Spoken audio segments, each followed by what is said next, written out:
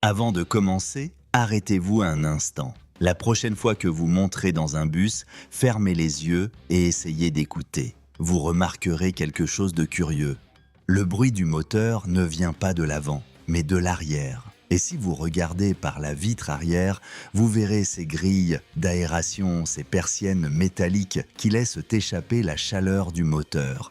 Mais pourquoi est-il là? Pourquoi pas à l'avant, comme sur presque n'importe quelle voiture? La réponse n'est pas évidente, et ce qui semble être une décision mineure cache des décennies d'ingénierie, de physique, d'ergonomie et d'économie. Aujourd'hui, nous allons démonter ce mythe selon lequel l'emplacement du moteur est un simple détail esthétique, car c'est en réalité l'une des décisions de conception les plus importantes qui existent dans la fabrication de véhicules de transport de masse. Nous allons explorer l'histoire, la physique, les avantages, les inconvénients, les configurations alternatives et quelques données que très peu de gens connaissent sur les moteurs de bus.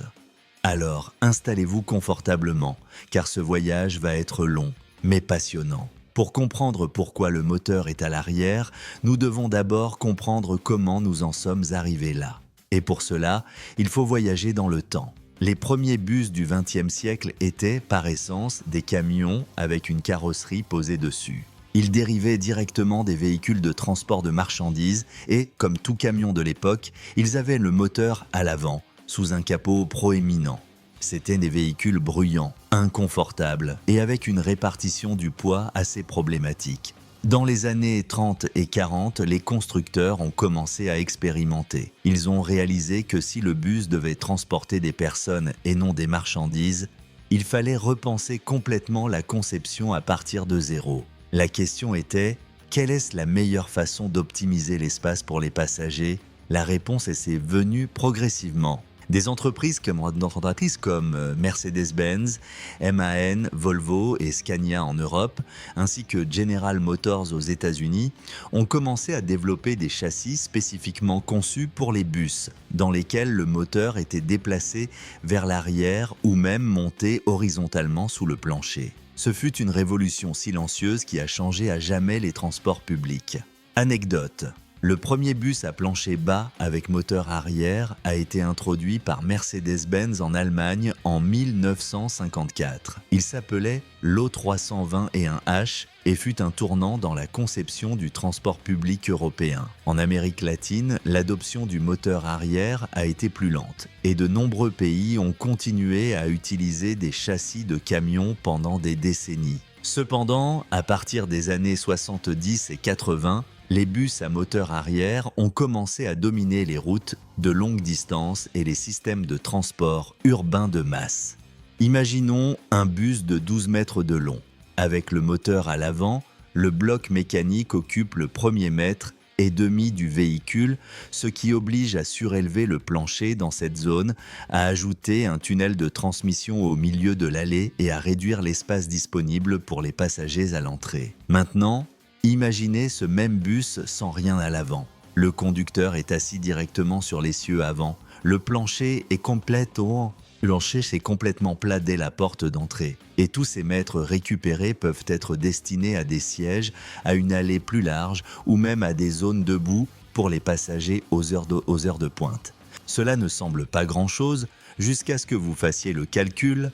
Un bus articulé moderne de 18 mètres avec moteur arrière peut transporter jusqu'à 160 passagers. Son équivalent à moteur avant atteindrait à peine 120. Cette différence de 40 personnes par voyage, multipliée par des centaines de trajets payés par jour et des milliers de bus dans une ville, représente une différence monumentale dans la capacité de transport public.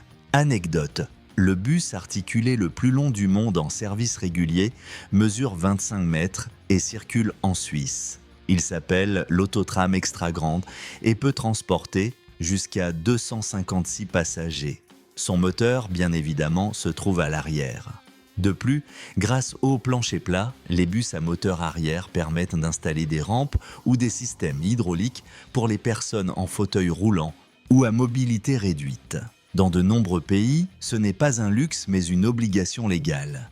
Et le moteur arrière rend cela techniquement possible sans complications majeures. Si vous appréciez ce contenu jusqu'à présent, cliquez sur j'aime dès maintenant. Cela nous aide énormément à continuer de vous proposer des vidéos comme celle-ci. Merci de tout cœur. La physique ne ment pas. Un véhicule dont le poids est réparti de manière équilibrée entre ses essieux est plus stable, plus sûr et plus facile à contrôler. Et quand on parle de bus, c'est particulièrement critique. Dans un bus à moteur avant, la majeure partie du poids mécanique se concentre sur l'essieu avant. Cela génère un effet de balancier particulièrement notable dans les virages et lors de freinages brusques. Le bus a tendance à plonger vers l'avant et à soulever l'arrière, ce qui réduit la traction des roues motrices arrière juste au moment où on en a le plus besoin. Avec le moteur à l'arrière, le poids est réparti de manière beaucoup plus uniforme. Les roues arrière, qui sont généralement celles qui propulsent le véhicule, se trouvent sous le bloc moteur. Cela signifie qu'elles supportent plus de poids, ce qui se traduit directement par une meilleure adhérence sur l'asphalte. Dans des conditions difficiles, comme la pluie, la neige ou des routes en mauvais état, cette différence peut être cruciale. Un bus à moteur arrière possède une traction nettement supérieure dans les pentes raides et sur les surfaces glissantes. Ce n'est pas un hasard si tous les bus conçus pour opérer en zone montagneuse ou climat froid dont le moteur à l'arrière. Anecdote. Lors des tests d'homologation des bus en Suède, l'un des critères les plus importants est le comportement sur des pentes verglacées. Les bus à moteur arrière surpassent systématiquement ceux à moteur avant, avec une différence de traction pouvant atteindre 30%. La répartition du poids affecte également l'usure des pneus.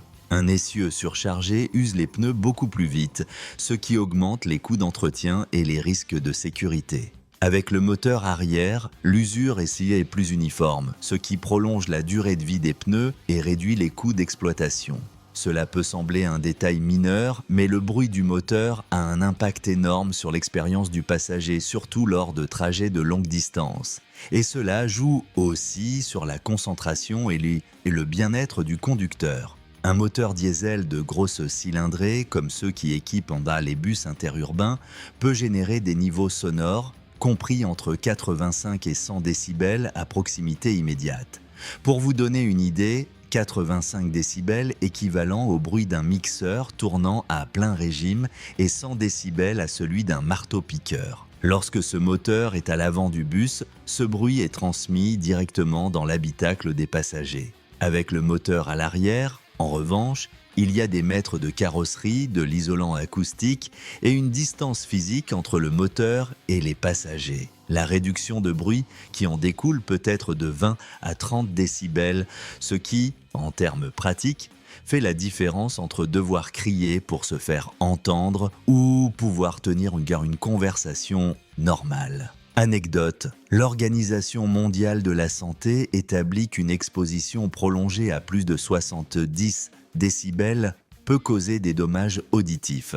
Les conducteurs de bus à moteur, avant travaillant plus de 8 heures par jour, ont un risque nettement plus élevé de développer des problèmes d'audition à long terme. Dans les bus de luxe pour les voyages longue distance, la réduction du bruit est l'un des arguments de vente les plus importants. Certains constructeurs, comme Neoplan ou Cetra, sont allés jusqu'à ajouter des couches supplémentaires d'isolation acoustique à l'arrière pour réduire encore le niveau sonore à l'intérieur, atteignant des niveaux inférieurs à 60 décibels en vitesse de croisière, soit l'équivalent de l'intérieur d'une voiture haut de gamme. Le confort vibratoire est également impacté.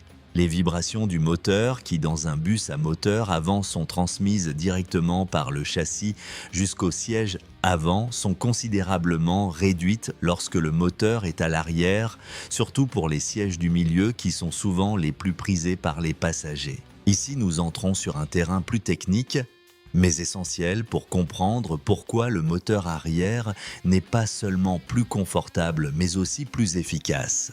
Dans un bus avec moteur avant et propulsion arrière, la puissance générée par le moteur doit parcourir toute la longueur du véhicule pour atteindre les roues. Cela se fait via un long arbre de transmission qui peut mesurer entre 8 et 10 mètres sur un grand bus. Cet arbre possède plusieurs points d'articulation, appelés joints de cardan. qui lui permettent de continuer à fonctionner même si le châssis fléchit légèrement en roulant. Chaque joint génère une petite perte d'énergie par friction. Sur un arbre de transmission long avec de multiples joints, ces pertes s'accumulent.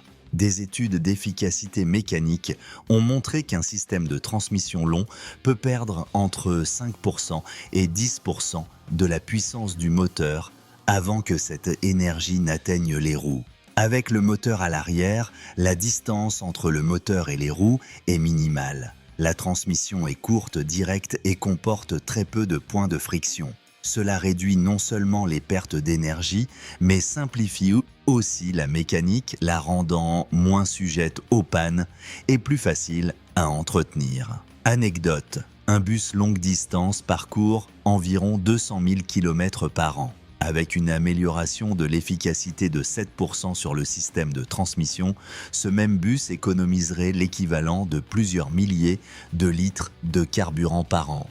Multiplié par toute une flotte, l'économie est colossale. De plus, comme la transmission est plus courte et simple, les intervalles d'entretien s'allongent et les coûts de réparation diminuent. Les joints de cardan sont des pièces qui s'usent avec le temps et doivent être remplacés périodiquement. Moins il y en a, moins le coût d'entretien à long terme est élevé. Pensez à la différence entre conduire un camion à long capot et une camionnette de livraison.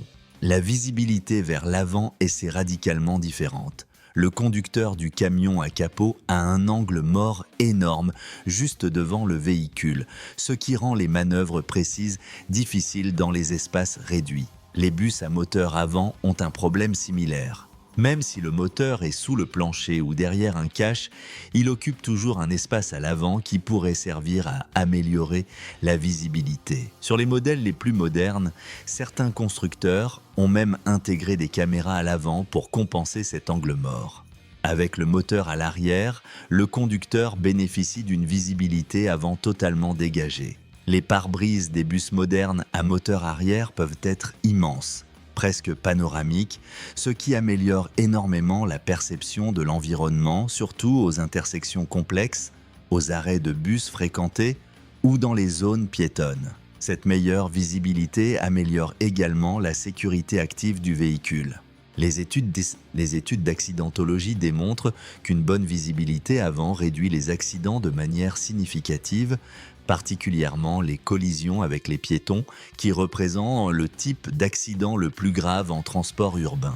Anecdote: la réglementation européenne d'homologation des bus exige que le conducteur puisse voir le sol à moins de 2 mètres de l'avant du véhicule. Cette règle a été conçue spécifiquement pour protéger les piétons et les cyclistes, et elle est beaucoup plus facile à respecter avec un design à moteur arrière. Abonnez-vous à la chaîne si ce n'est pas déjà fait. En cliquant sur le bouton d'abonnement et sur la cloche, vous vous assurez de ne manquer aucune de nos prochaines vidéos. On vous attend dans la communauté. Il serait malhonnête de ne parler que des avantages. Le moteur arrière n'est pas parfait et il y a des raisons très concrètes pour lesquelles tous les bus du monde n'ont pas adopté cette configuration. Le défi le plus connu est ce qu'on appelle le porte-à-faux arrière ou l'effet de balayage. Sur un grand bus, la partie arrière du véhicule dépasse considérablement l'essieu arrière. Lorsque le conducteur effectue un virage serré, la queue du bus balaie vers l'extérieur avec une amplitude qui peut surprendre les conducteurs inexpérimentés. Ce n'est pas un problème théorique.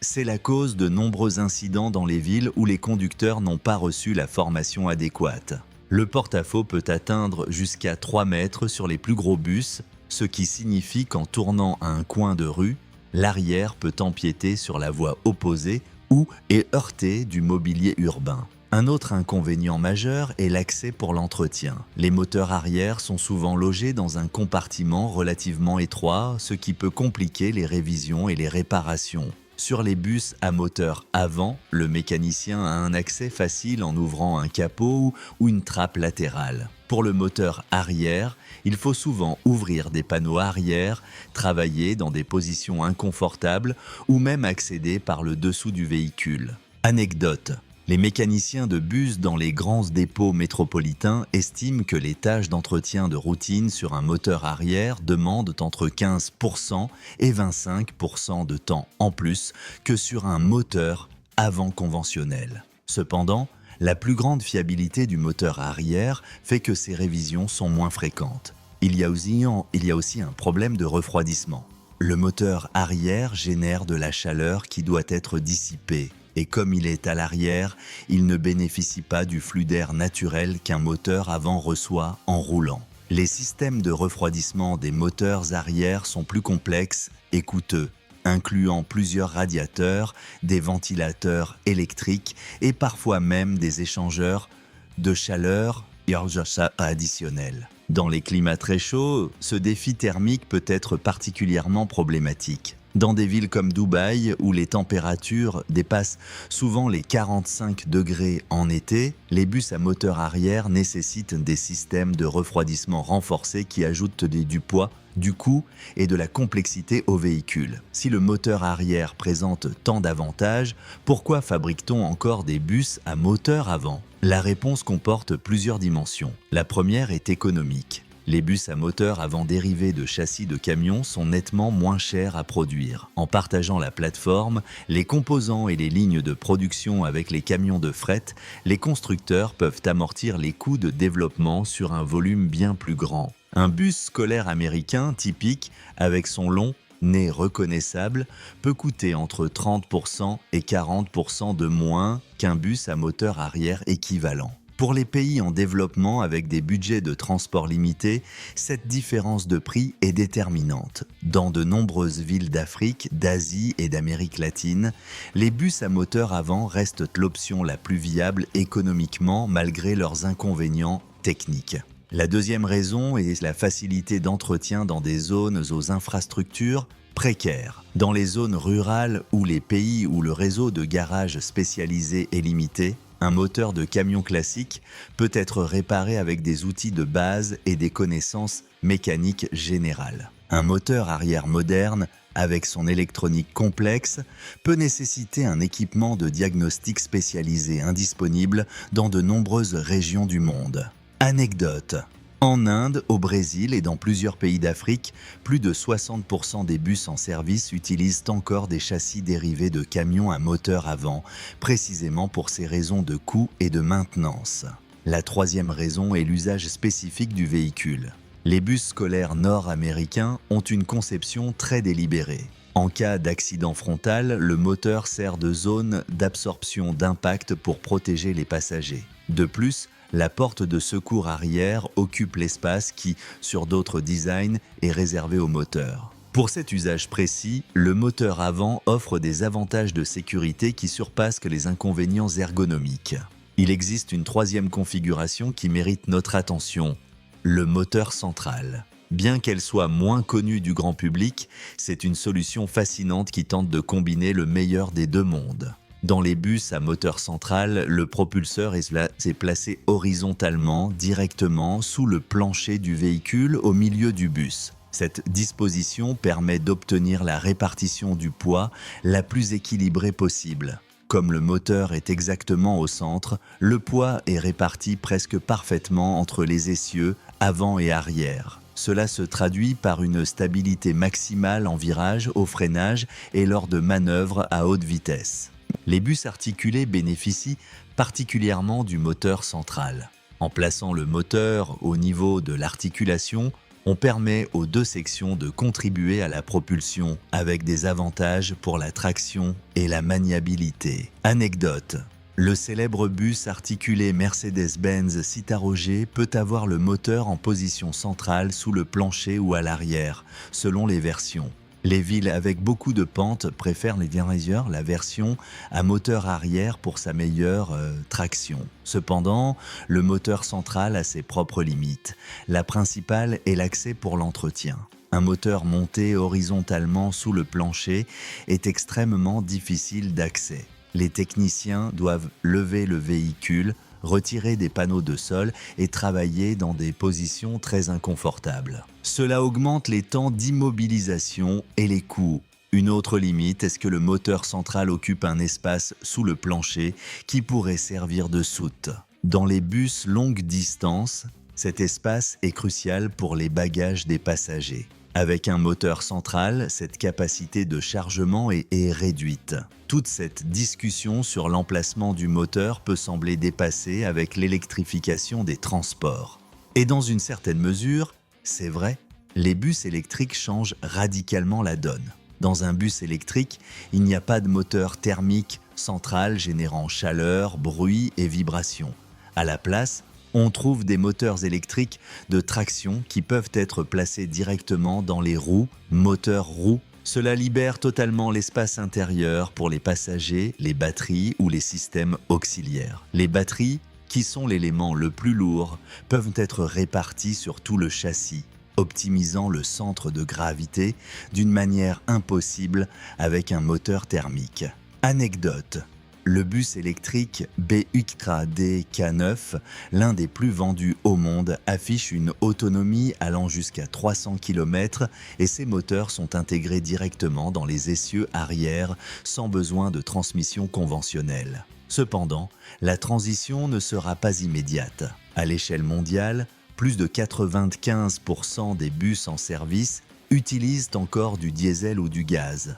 Le remplacement de cette flotte prendra des décennies. Et pendant ce temps, l'emplacement du moteur restera une question majeure. De plus, dans les zones éloignées des réseaux électriques ou dans les pays où le réseau n'est pas fiable, les moteurs thermiques resteront la seule option viable pendant longtemps. Pour ces contextes, comprendre les avantages du moteur arrière reste tout à fait pertinent. Et c'est ainsi que nous terminons ce tour d'horizon de l'un des sujets les plus fascinants de l'ingénierie des transports. Nous avons vu que l'emplacement du moteur n'est pas une décision arbitraire, mais le fruit de décennies d'évolution, de millions de kilomètres de tests et d'un équilibre délicat entre efficacité, sécurité, confort et économie. Le moteur arrière est devenu le standard pour la majorité des bus modernes de grande capacité. Mais comme nous l'avons vu, ce n'est pas une solution universelle. Et il existe des contextes où le moteur avant ou central offre des avantages indéniables. Ce qui me fascine le plus, c'est que lorsque vous voyagez en bus, vous profitez sans le savoir d'une solution d'ingénierie affinée pendant des décennies. Chaque siège, chaque virage négocié en douceur, chaque trajet silencieux sont le résultat de choix techniques faits il y a parfois plus de 80 ans. La prochaine fois que vous monterez dans un bus, prenez un moment pour y penser. Regardez où se trouve le moteur, appréciez le calme relatif et l'espace. Et rappelez-vous que derrière ce design qui semble si évident, il y a des ingénieurs qui travaillent pour un objectif simple, vous déplacer de la manière la plus efficace et confortable possible. Car au fond, c'est ça la bonne ingénierie. Résoudre des problèmes avec une telle élégance que la solution semble naturelle au point que presque personne ne se demande comment elle est née à la prochaine vidéo.